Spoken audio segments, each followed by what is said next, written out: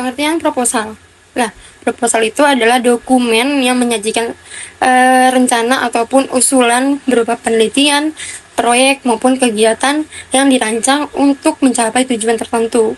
Nah, proposal juga berfungsi sebagai alat komunikasi antara penulis dan juga pihak yang menjadi sasarannya, seperti lembaga, sponsor, ataupun lembaga yang berwenang. Nah, proposal berasal dari kata bahasa Inggris yaitu to propose yang artinya mengajukan. Jadi, sebuah proposal dibuat untuk mengajukan sebuah rencana kegiatan yang akan menarik perhatian penerima proposal dan memungkinkan mereka untuk melaksanakannya. Oke, di sini saya ingin menjelaskan tentang tujuan proposal. Yaitu yang pertama ada untuk mendapatkan persetujuan serta memperoleh bantuan dana, memperoleh dukungan atau sponsor, dan memperoleh perizinan. Jadi tujuan proposal itu untuk memperoleh bantuan dana, untuk memperoleh dukungan atau memperoleh sponsor. Jadi kita sebelum melakukan apa-apa harus membuat proposalnya terlebih dahulu. Nah, tujuan penelitian. Tujuannya itu yang pertama ada memberikan wawasan tentang pentingnya wirausaha bagi pelajar. Yang kedua, memotivasi pelajar untuk memulai bisnis sederhana. Yang ketiga itu menyusun strategi praktis atau pelajar yang ingin berwirausaha. Selanjutnya saya akan menjelaskan jenis-jenis proposal dan fungsinya. Yang pertama ada proposal bisnis. Proposal ini berkaitan dengan usaha baik perorangan maupun kelompok. Dan contoh dari proposal ini misalnya proposal pendirian usaha, proposal dalam bentuk kerjasama antar perusahaan. Fungsi proposal untuk mendirikan usaha kecil, menengah, atau besar. Yang kedua ada proposal proyek. Pada umumnya proposal proyek ini mengacu pada dunia kerja yang berisikan serangkaian rencana bisnis atau komersil, misalnya proposal proyek dan pembangunan. Fungsi proposal untuk mengajukan tender dari lembaga-lembaga pemerintahan atau swasta. Yang ketiga ada proposal penelitian. Jenis proposal ini lebih sering digunakan di bidang akademis, misalnya penelitian untuk pembuatan skripsi, tesis, dan lainnya. Fungsi proposal untuk melakukan penelitian yang berkenaan dengan agama, sosial, politik, ekonomi, budaya, dan sebagainya. Yang terakhir ada proposal kegiatan, yaitu pengajuan rencana sebuah kegiatan BAK itu bersifat individu maupun kelompok. Misalnya proposal kegiatan pentas seni budaya.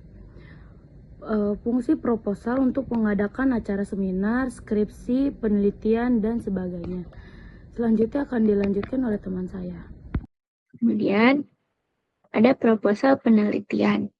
Fungsinya adalah untuk melakukan penelitian yang berkenaan dengan agama, sosial, politik, ekonomi, budaya, dan sebagainya. Proposal penelitian ini berisi rencana penelitian ilmiah yang akan dilakukan oleh mahasiswa, dosen, peneliti, atau akademisi. Proposal ini biasanya memuat latar belakang masalah, rumusan masalah, tujuan penelitian, manfaat penelitian, tinjauan teori, metode penelitian, teknik pengumpulan data, analisis data, jadwal penelitian, serta referensi pendukung. Nah, selanjutnya ada proposal kegiatan yang berfungsi untuk mengadakan acara seminar, diskusi, pelatihan, dan sebagainya. Biasanya berisi mengenai rencana pelaksanaan suatu kegiatan seperti seminar, lomba bakti sosial, pelatihan, festival budaya, atau program organisasi.